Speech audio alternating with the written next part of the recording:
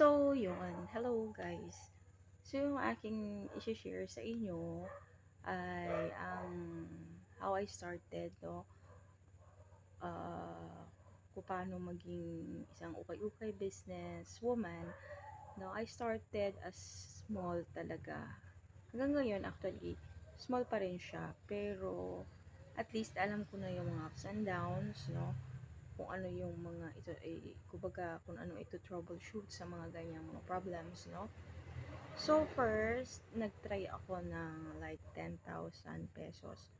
And then nagdagdag ako ng another 10,000. So around 30,000 yung initial capital ko for the ukay-ukay bags. And then yon, it so happened na meron akong available na pwesto dito sa bahay, no? Old sari-sari store siya. And then, parang ginawa ko siyang maliit na showroom for the bags, no? And then, after that, mga one year and a half, no, 1 year and a half, tuloy-tuloy pa rin yung pagbebenta ng mga bags. Although, hindi lahat na uubos. Kasi, minsan natitira yung mga high-end, no? Like branded, like yung medyo mamahalin, yun yung mga natitira. Kasi minsan, yun ang medyo expensive ng konti, kaya mahirapan din akong maibenta.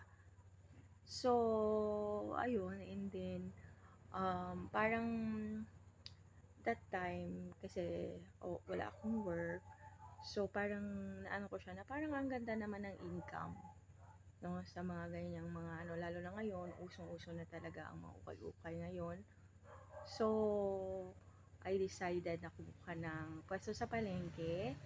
And then, I added some products like mga garments, yung mga tops, pants, shoes, yung mga slippers, mga ganyan, no? At saka, mga jewelries na mga fashion jewelries din. At saka, mga kitchen na mga ibebenta. So, yan. Yan lang. Nag-start ako sa 30,000. And then, after that, dumagdag ng dumagdag.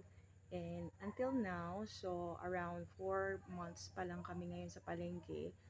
So it's another small business venture na naman.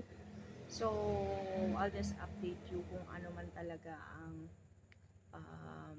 nangyari dun sa store sa market. So far okay naman siya yung nai-income namin in 1 month 30 to 35,000.